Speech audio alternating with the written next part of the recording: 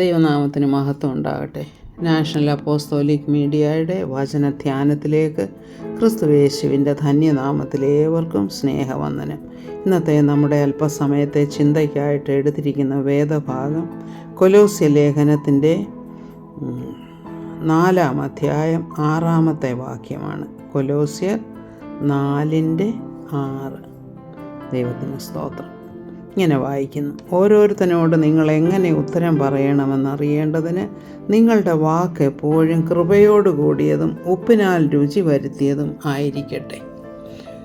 അതായത് നമ്മുടെ സംസാരത്തെക്കുറിച്ചാണ് ഇവിടെ പറയുന്നത്. നമ്മുടെ സംസാരം എങ്ങനെയുള്ളതായിരിക്കണമെന്ന് കർത്താവ് ഇതിനെക്കുറിച്ച് പറയുന്നത് എന്താണ് നമുക്ക് നോക്കാം. വിശുദ്ധ ലൂക്കോസിൻ്റെ സുവിശേഷം 6-ാം അധ്യായം 43 മുതൽ 45 വരെയുള്ള വാക്യങ്ങളിൽ വളരെ ക്ലിയറായിട്ട് നമ്മുടെ സംസാരത്തെക്കുറിച്ച് പറയുന്നുണ്ട്. ഇവിടെ പറയുന്നത്, ആകാത്ത ഫലം കായ്ക്കുന്ന നല്ല വൃക്ഷമില്ല, നല്ല ഫലം കായ്ക്കുന്ന ആകാത്ത വൃക്ഷവുമില്ല. ഇവിടെ ഈ ഫലം കായ്ക്കുക എന്ന് വെച്ചാൽ നമ്മുടെ പ്രവൃത്തിയുണ്ട്, നമ്മുടെ സംസാരവുമുണ്ട്.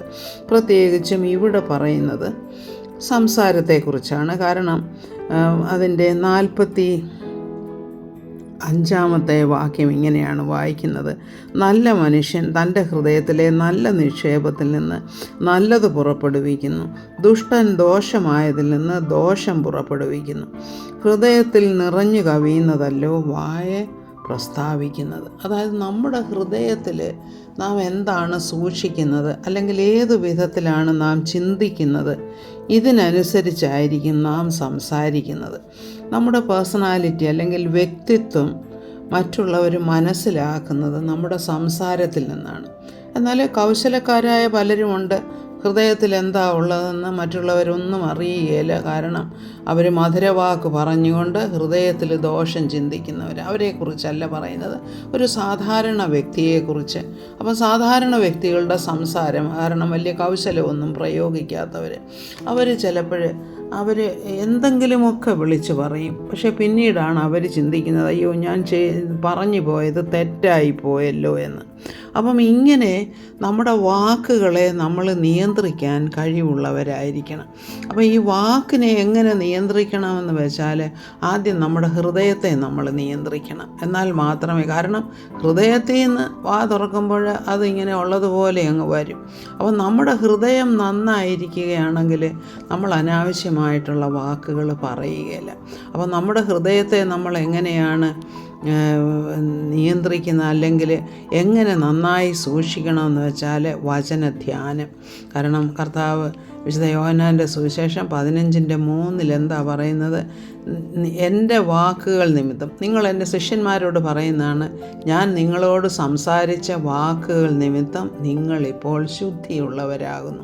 അപ്പോൾ അവിടെ കർത്താവ് പറഞ്ഞ വാക്കുകൾ കേട്ടവർ ശുദ്ധിയുള്ളവരായി തീർന്നെങ്കിൽ, ഇന്ന് നാം വചനം ധ്യാനിക്കുകയും പഠിക്കുകയും ചെയ്യുമ്പോൾ ഈ വചനം നമ്മുടെ ഉള്ളിൽ ക്രിയ ചെയ്യുകയും നാം വിശുദ്ധരായി തീരുകയും ചെയ്യും. കാരണം എന്തെങ്കിലും ഒരു തെറ്റ് പറയുകയോ ചെയ്യുകയോ ആരംഭിക്കുമ്പോൾ പെട്ടെന്ന് ദൈവവചനം നമ്മുടെ ഉള്ളിൽ നമ്മോട് സംസാരിക്കും.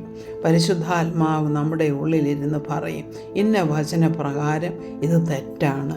അപ്പോൾ പെട്ടെന്ന് നാം നമ്മുടെ വാക്കുകൾക്ക് കടിഞ്ഞാണിടും, നമ്മുടെ പ്രവൃത്തികൾക്ക് കടിഞ്ഞാണിടും. അപ്പോൾ നമ്മുടെ ഉള്ളിൽ ദൈവവചനം വസിക്കുകയാണെങ്കിൽ നമ്മുടെ ഹൃദയത്തിൽ നിന്നും വരുന്നത് നന്മയ്ക്കായിട്ടുള്ളതായിരിക്കും.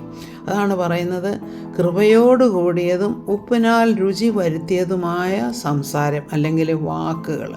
അപ്പോൾ എന്താണ് ഈ കൃപയോടുകൂടിയ സംസാരം, ഉപ്പിനാൽ രുചി വരുത്തിയതെന്ന് പറയുമ്പോൾ നാം മറ്റുള്ളവരെ അധൈര്യപ്പെടുത്തുന്നതോ ഭയപ്പെടുത്തുന്നതോ അല്ലെ അവരെ ക്രിട്ടിസൈസ് ചെയ്ത് അവരെ മോശക്കാരാണെന്ന് കാണിക്കുന്നതോ ഈ വിധത്തിലുള്ള സംസാരമൊന്നും നമ്മുടെ ഉള്ളിൽ നിന്നും നമ്മുടെ വായിൽ നിന്നും വരരുത്.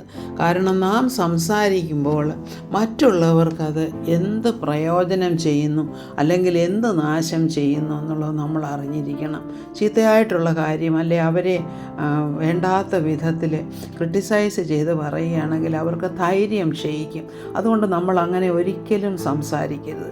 നമ്മൾ സംസാരിക്കുമ്പോൾ മറ്റുള്ളവരെ ധൈര്യപ്പെടുത്തുന്ന രീതിയിൽ, അല്ലെങ്കിൽ അവരെ ആശ്വസിപ്പിക്കുന്ന രീതിയിൽ വേണം നമ്മുടെ സംസാരമൊക്കെയും.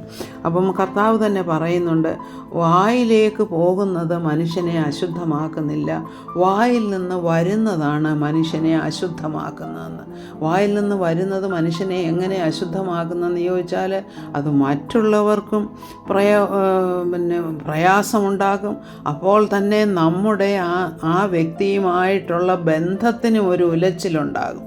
നമ്മൾ വാക്കുകൾ പറഞ്ഞു കഴിഞ്ഞാൽ, ഇപ്പം നമ്മൾ കോപത്തോടെ ചിലപ്പോൾ കോപത്തിൽ പെട്ടെന്ന് അങ്ങോട്ട് വിളിച്ചു പറയുന്ന കാര്യങ്ങൾ ചില ബന്ധങ്ങളെ തന്നെ ഉടയ്ക്കുവാനായിട്ട് പ്രാപ്തിയുള്ളതാണ്. കാരണം ഒരിക്കൽ പറഞ്ഞ വാക്കുകൾ നമുക്ക് തിരിച്ചെടുക്കാൻ സാധ്യമല്ല.